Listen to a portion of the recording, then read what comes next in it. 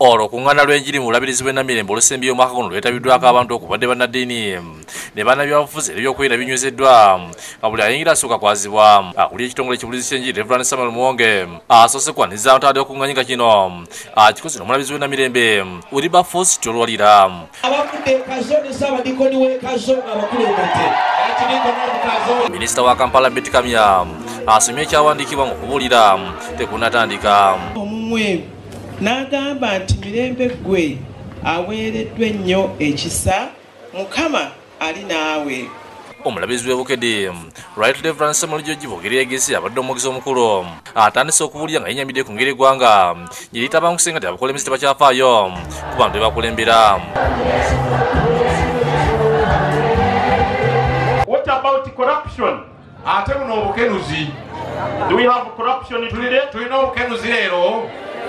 What about human trafficking? Ate abakukusa abantu. Avumiridde n'ebikolwa eby'ettemu naddala ku bakyala ebikudde gy'emu ensangi era nga ono asabidde buli muntu okubaako kyakola okulaba ng'eggwanga likyusibwalidde ku Katonda. Almost every week we lose people. Njagala okubategeeza buli wiiki w'abantu bafa. Find dead bodies. Emirambo basangaawo nga gigudde. People call here and say, Bishop, again they have found another dead body. Ne bajja ne bagamba Omulabirizi ate kaka tusanzeyo omulambo omulala.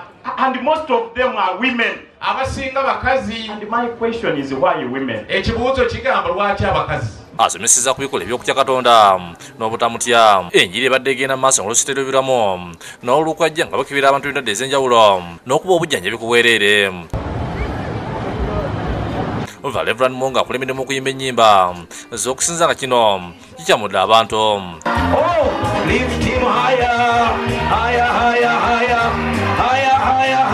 Faith Kityolwalire yazeeko okubuulira ng'essira litadde ku nsonga z'amaka. Alabudde abanooonyaboobubuzi okwegendereza kubanga ennaku zino si byangu. Kubanga ne bw'otuula ku TV firimu ze balaga ez'abafumbo balaga butali bwesigwa ono akiitingako ono bakyayisa abaana baffe kiyitibwa amaka gano. Rev. Munga obadde ayogerakira abakristaayo asabye abantu bonna basalira eggwanga okwebuuza Katonda yekka kuba yajja okubawa ansi entuufu oba bagikwatako oba nedda.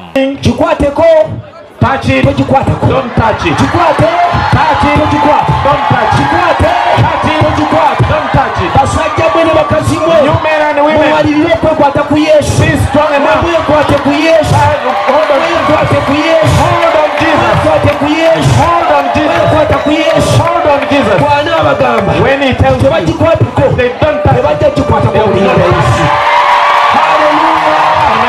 Oluva wabadde okusabira abantu ne waba walokoka ye Omulabirizi walira asibye abantu okuteeka mu nkola bye bawulidde.